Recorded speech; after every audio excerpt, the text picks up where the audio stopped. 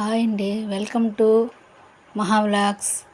అన్నవరం ప్రసాదంలా ఉండే జవ గోధుమ రవ్వతో రవ్వ ప్రసాదం చేసి చూపిస్తాను. ముందుగా బాండీ పెట్టుకొని అందులో 2 స్పూన్లు నెయ్యిని వేసుకోవాలి. ఆ నెయ్యిలో జీడిపప్పు కిస్మిస్ వేసుకొని వేపుకోవాలి.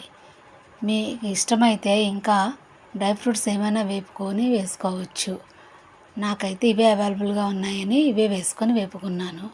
ఆ నెయ్యిలో రవ్వ వేసి బాగా దోరగా వేపుకోవాలి.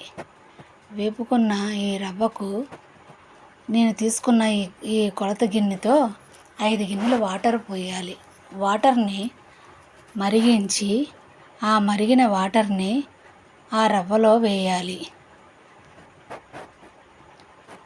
ఆ రవ్వను బాగా కలిపి ఇంచుమించు మొత్తం మెత్తగా అయ్యేలాగా బాగా ఉడికించాలి.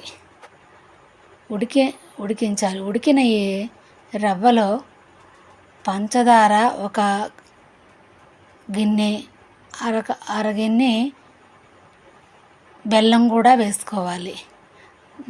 నేను బెల్లం వేసింది వీడియో మిస్ అయ్యింది. దీనిని బాగా కలిపి మెత్తగా ఉడికించాలి. ఉడికిన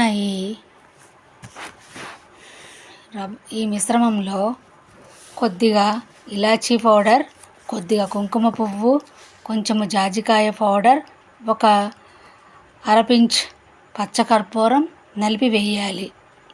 ఇలా బాగా ఉడికి దగ్గర పడిన తరువాత ముందుగా వేయించి పెట్టుకున్న జీడిపప్పు కిస్మిస్ను వేయాలి. అలాగే ఒక స్పూన్ నెయ్యి వేసుకొని కలుపుకోవాలి. ఇంతేనండి, గోధుమ రవ్వ ప్రసాదం. నా ఈ ఛానల్ మీకు నచ్చినట్లయితే లైక్ చేయండి, సబ్స్క్రైబ్ చేసుకోండి, షేర్ చేయండి. ప్లీజ్ అండి.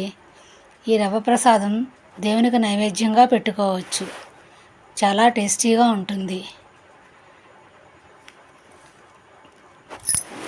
ఇది ఇంచుమించు అన్నవరం ప్రసాదంలా ఉంటుంది.